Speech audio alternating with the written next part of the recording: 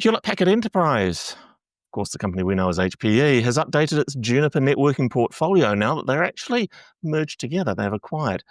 With Mist AI features to enable self-driving network operations, the upgraded Marvis AI assistant uses telemetry and multi-agent framework to troubleshoot issues and suggest automated fixes. Hmm, sounds fun. Hopefully we can implement some automated fixes too and we have some confidence. Uh, the aim of here is to cut resolution times by 85% and move towards the self-driving actions, allowing IT teams to automatically resolve problems while maintaining control.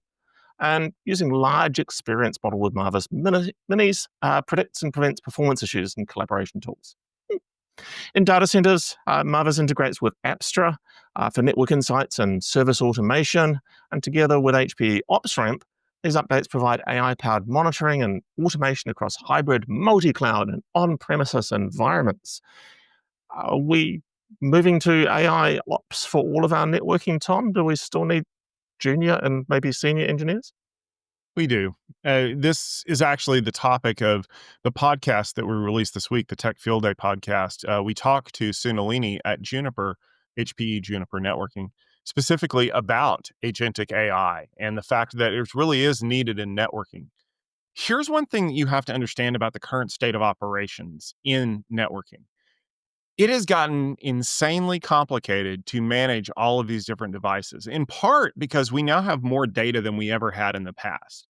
And that's great for some things, but it's not great when you're being overwhelmed by literal like tickers everywhere. The interface is going up and down at a moment's notice, and all this performance data and link utilization and stuff like that. It's distracting, honestly. But at the same time, we're dealing with situations where people are trying to build encapsulations on top of that to prevent you from getting overwhelmed. But what you run into is situations where it literally hides pieces that it doesn't think are important to you. And then, as a seasoned network operations engineering type person, you get frustrated by that, right? Like, I need to dig in and I need to see this and I need to talk about this. And it's not there because we're like, but we have to make it easy. It's to me, it's like the self-checkout line at your favorite grocery store. It's like they don't make those for people who are good at scanning things. They make them for people who are actually very bad at it. So it makes it hard on people who have experience or capability there.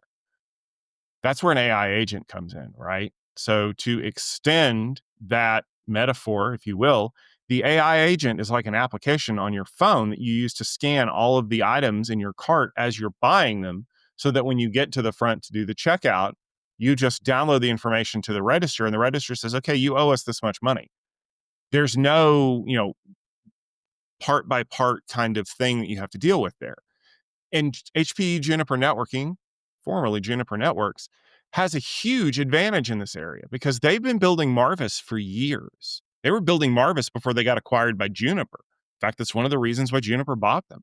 And that AI infrastructure permeated everything that Juniper was doing, especially on the campus side. Fast forward to today, and you've got this land rush of people that are trying to adopt AI infrastructure, specifically agentic AI, into what they do. Well, Marvis is an agent. Marvis is a whole team of agents. And those Marvis Minis, which we've seen a number of times at Mobility Field Day, are a great way for people to, go out and collect information and make decisions about that. But the thing that Sunalini talked about in the podcast, and that's one of the things that's a highlight here, is this idea of a self-driving network. Instead of me having to look at this and say, well, what do you recommend as my best course of action? This is the junior administrator, if you want to call him that, walking up to you going, hey, I noticed this, this, and this. Here's what I think we should do. Hit the button and it'll make it happen. Well, that's a whole lot of an easier decision-making process. And you can still, just like any other system, you can see what it thought and why it thought that. And here's the citations for the best practices. And here's the areas where this is now a security vulnerability and all these other things. Or you can just say, you know what, I trust you and let's make it happen. I think that's a huge leap forward because it shifts the discussion away from can I trust AI to AI is trustworthy enough to do these things. And once it's proven its track record, then I can start trusting it to do other things and I can build more on that, which means that I'm collecting more data to figure out how to better solve other issues. And that means that it gets iteratively more intelligent as we go along. That's a huge boon to people who are running networks. because it means that the junior people can spend more time studying and understanding why things are set up the way that they are and less time breaking them, so that they can transition into being great network engineers and senior operations people in the future, because they're trained on a properly designed network that is operated in a way that doesn't cause massive resiliency issues.